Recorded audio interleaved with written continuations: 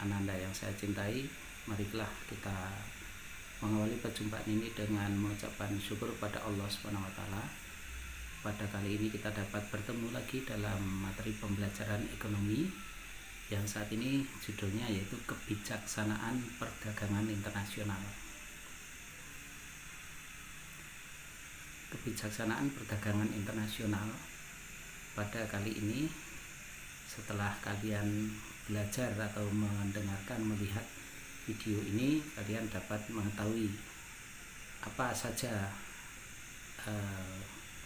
tujuan kebijaksanaan perdagangan internasional dan macam-macam kebijaksanaan perdagangan internasional.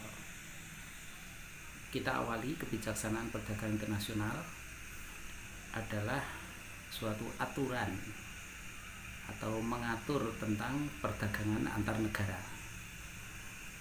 Nah, ada dua kebijaksanaan perdagangan internasional. Yang pertama yaitu kebijaksanaan bebas, free trade. Yang kedua, kebijaksanaan proteksi, pembatasan, perlindungan. Nah, apa tujuan kebijaksanaan perdagangan internasional ini? Kenapa ini harus dibuat? Satu, tujuannya untuk mengendalikan ekspor dan impor. Yang kedua, untuk meningkatkan pertumbuhan ekonomi suatu negara. Dan yang ketiga, untuk menyiapkan neraca pembayaran. Baiklah, sekarang kebijaksanaan perdagangan bebas atau free trade itu apa? Kebijaksanaan bebas atau perdagangan bebas adalah kebijaksanaan perdagangan yang menginginkan kebebasan dalam berdagang antar negara, sehingga tidak ada rintangan yang menghalangi arus produk dari dalam negeri ke luar negeri, atau mungkin dari luar negeri ke dalam negeri. Bebas, semua bebas masuk. Nah, dengan perdagangan bebas, maka yang pertama dapat mendorong persaingan antar pengusaha sehingga tercipta produk yang berkualitas dan berteknologi tinggi. Jadi karena diberi kebebasan, maka terjadi persaingan antar pengusaha baik dari dalam negeri atau dengan luar negeri. Yang kedua, dapat mendorong penghematan biaya, karena dalam berdagang bebas itu siapa yang bisa efisien biayanya, dia yang akan bisa menjual produk dengan harga yang lebih murah. Yang ketiga, dapat menggerakkan perputaran modal, tenaga ahli, dan investasi ke berbagai negara.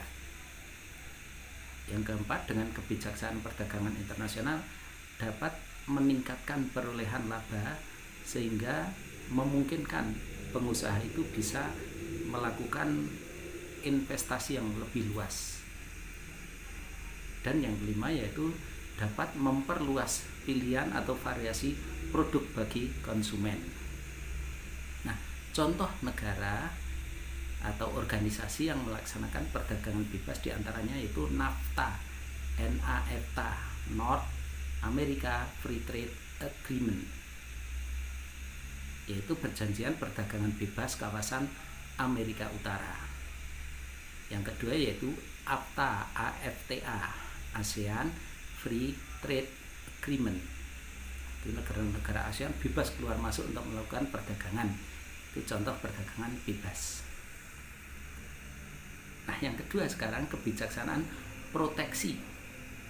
Proteksi itu perlindungan yang melindungi. Kebijaksanaan perdagangan internasional proteksi atau proteksionisme itu yaitu kebijaksanaan perdagangan yang melindungi industri dalam negeri dengan cara membuat berbagai macam aturan yang sifatnya menghambat, yang menghalangi arus produk dari dan ke luar negeri. Mau ke luar negeri dibatasi, dari luar negeri mau ke dalam negeri dibatasi. Itu proteksinya, proteksionisme atau proteksi. Apa tujuan proteksionisme atau tujuan proteksi ini? Satu, alasannya karena perdagangan bebas hanya menguntungkan negara maju, karena mereka memiliki modal yang kuat dan teknologi yang tinggi sehingga mereka menang, pasti menang ya. Suatu negara yang punya teknologi tinggi, memiliki modal yang kuat akan cenderung menang dalam perdagangan bebas. Yang kedua, untuk melindungi industri dalam negeri yang baru tumbuh. Jadi kalau dibiarkan barang masuk dari luar negeri tidak dibatasi, ya nanti industri kita yang akan gulung tikar. Yang ketiga, untuk membuka lapangan kerja dengan proteksi, maka industri di dalam negeri dapat hidup dan membuka lapangan kerja bagi masyarakat. Dan yang keempat yaitu menyehatkan neraca pembayaran agar terhindar dari defisit atau kekurangan dalam neraca pembayaran. Bahkan negara dapat meningkatkan ekspor dengan memberikan subsidi atau bantuan. Itulah tujuan proteksi.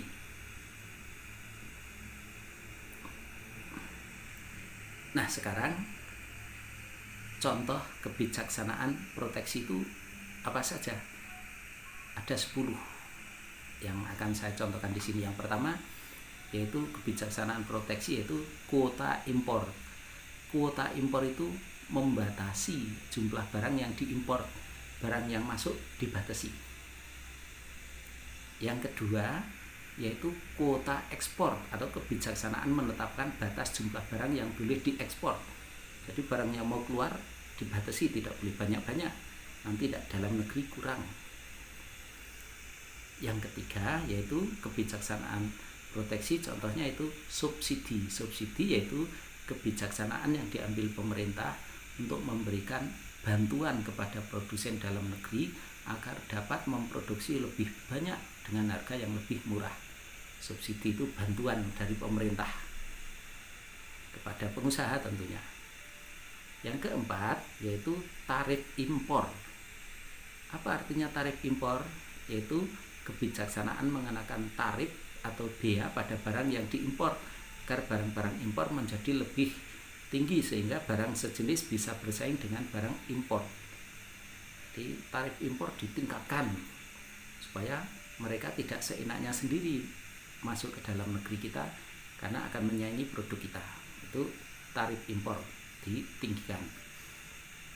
Atau yang kelima yaitu tarif ekspor, yaitu kebijaksanaan mengenai tarif atau bea yang rendah terhadap barang yang diekspor dengan tujuan untuk merangsang ekspor. Nah, di satu sisi tarif ekspor itu adalah tarif yang dikenakan oleh barang-barang yang mau dijual ke luar negeri dipermudah, dipermurah supaya para pengusaha senang menjual barang ke luar negeri karena murah untuk keluar itu. Ini contoh yang kelima. Contoh yang keenam, proteksi itu contohnya premi. Premi itu kebijaksanaan berupa pemberian hadiah atau penghargaan kepada pengusaha atau pengekspor yang mampu memproduksi barang dengan kualitas tinggi dan kuantitas tertentu. Jadi kalau ada pengusaha yang bisa mengekspor lebih banyak, memproduksi lebih kualitas, itu dikasih semacam hadiah sehingga para pengusaha bisa semangat untuk menjalankan usahanya. Yang berikutnya yaitu diskriminasi harga. Yang ketujuh diskriminasi harga.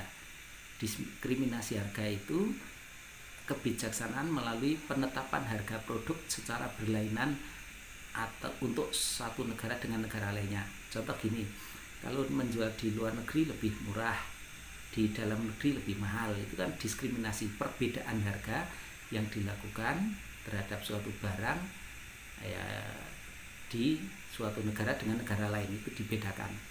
Supaya apa? Kalau di negara lain murah kan mereka senang membeli barang kita. Di negara kita mahal kan kita bisa menjual ke negara lain yang lebih murah.